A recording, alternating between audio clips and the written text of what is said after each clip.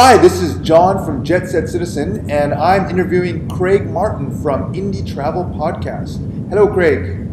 Hey, John, how you going? Very good, very good. So let's get right into it. Tell us about your travels. Where are you now? Where have you been? Go ahead. Linda, my wife, and I are currently in Vietnam, which it's our first time here, first time spending any real time in Southeast Asia, and we're really having a ball. It's been lovely. We just flew into Ho Chi Minh City and then came out here to Moi Ne, which is kind of a beach town. It's very relaxed, and we've been here for a few weeks just doing some work and catching up on stuff because we travel full time.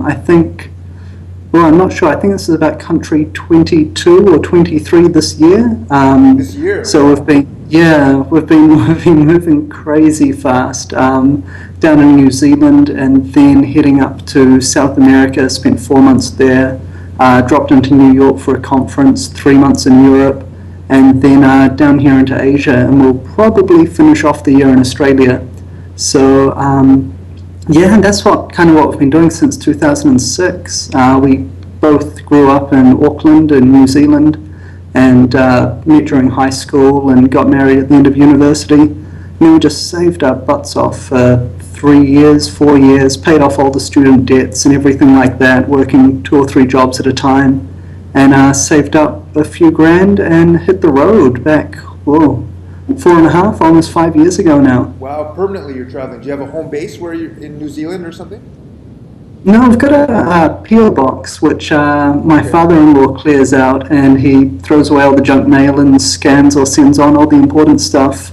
But that's about it. So, when it comes to home is where the backpack is. We just kind of go where we feel like going and try and go to places that we've never been before. When we started traveling, we flew Auckland, Hong Kong, London, and then went down in Malta, and we stayed in Malta working for 6 months. And a lot of people, first of all, go, what is Malta? And it's a small island in the middle of the Mediterranean Sea, so it's somewhere between Italy and Tunisia. And we were there, when we went there, simply because we hadn't heard of it, and pretty much no one we'd spoken to had heard of it, so we decided that was a perfect place to go instead of going somewhere like London or Paris, which is filled with expats, and you just get kind of caught up in the expat culture or the backpacker culture, and you get kind of trapped. So we wanted to go somewhere different, but that still had English as a first language. So that was our first stop, and then we spent about 3 years traveling around Europe, which isn't the cheapest, but it means that now we're traveling around places like South America and Southeast Asia. We're not freaking out over the prices so much. People that go the other way often get a sudden shock. Right. So what did you do in Malta? What work was that? I was teaching English there. That's what I did when I finished university. I had a Bachelor of Arts degree in film, TV, and media studies and English, so I was perfectly qualified to work at McDonald's, and not much else really, unless you're going into some kind of theoretical or research position. There's not a lot going there commercially. So we got into English teaching, with the English second language teaching, with the idea that it would allow us to travel pretty much anywhere and be a passport to the world, and it's really proved to be. So we're teaching in New Zealand to kind of get to grips with it, and we've managed to string short-term contracts together as we've travelled around the world, and that's funded most of what we've been doing. Is Malta a good country to teach English? Not if you want to earn any money.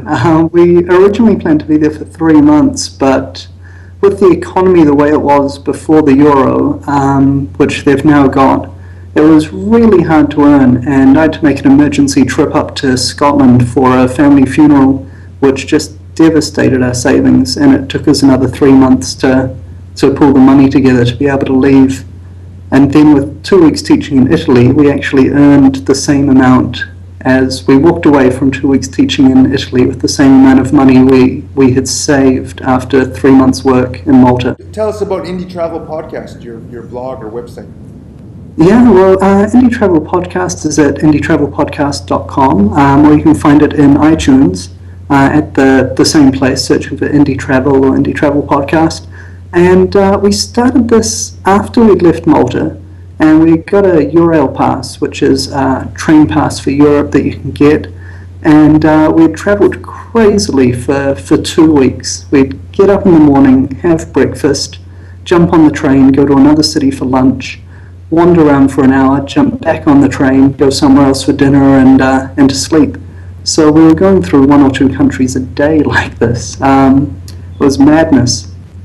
And we got to the end of that, and we were broke and exhausted, and we went to England to stay with some friends, and we were trying to figure out what was going to happen next.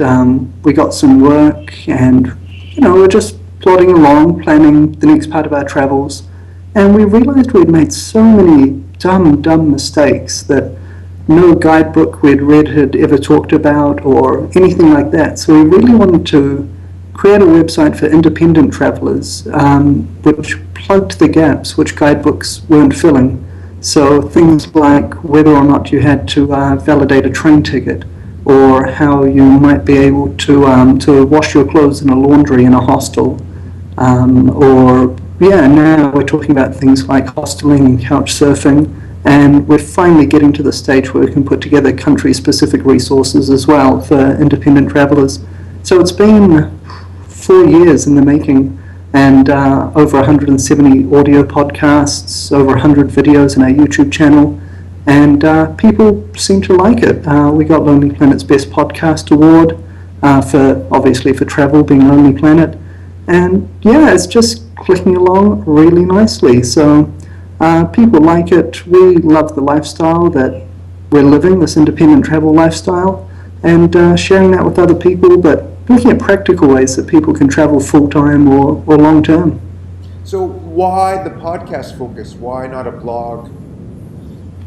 That was almost by accident. As I said, when we came up with the idea of a site, we were in England staying with a couple of friends, and one of them, Paul, said, we were throwing around ideas one night, he said, you don't want to do a website that's so 90s, you don't want to do a blog that's really quite saturated, you want to do a podcast. Nobody's really doing a travel podcast. And I went, great, what's a podcast?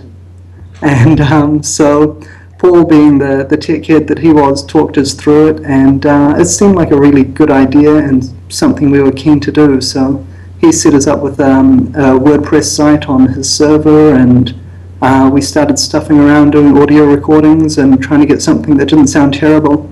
And so it was a happy accident that brought us into the world of podcasting. Is there any advantages or disadvantages to going the podcast route? It's very time intensive, I think. That's the main one. If you've ever done any video editing, you know It takes a lot of time in post-production to sort things out. And audio is pretty much the same. We do a 20-minute show, week in, week out. It takes us maybe half an hour to an hour to put together the show notes, our talking points, do our research and fact-checking. And that's if we're talking about something we know really well, which we try to, because there's not much point going beyond that. But then that 20-minute bit of audio will take us 2 hours maybe in post-production, and then we do an enhanced version of the podcast, which allows people to click on hyperlinks and look at pictures if they're looking at one of the Apple devices. So if you've got iTunes or an iPod, iPad. So that takes maybe another hour, and then we've got show notes to put together on the site. So there's a nice article and links and things like that. So just like video, it's very, very time intensive. 20 minutes of audio maybe represents 5 to 8 hours work. And do you find your readers or your listeners value the podcast more than just a blog post? Is that a better format? Yeah, I think it's something very unique. There aren't many people doing it even now. It's become a lot more crowded. There's a lot more people doing it, but there's still nowhere near as much. The thing is, people can download it, people can take it away, and I think that's, from a marketing perspective, that's amazing. If someone is interested enough in your content to download something to listen to offline, you really get in their ear, and people learn to trust you if you've got a strong ethical voice, and that allows you great chances to develop your brand. I think people are a lot more connected to us because of the podcast than they are to many other travel bloggers. Is IndieTravelPodcast funding your travels now? Yeah, for the last year or maybe 18 months, we've been running it as a business, and it's been covering 70 to 80% of our costs, and the rest of that we make up with English teaching for third parties. So I think that's pretty good for a first-year business. The site had an audience before that of maybe 7,000 to 10,000 a month. We're now up at about 25,000 a month uniques on Indie Travel Podcast, and we've got half a dozen other websites as well in the travel and language learning niches. So it's all coming together, and we're reckoning by the end of the year we'll be up to our goal, which is just $100 a day.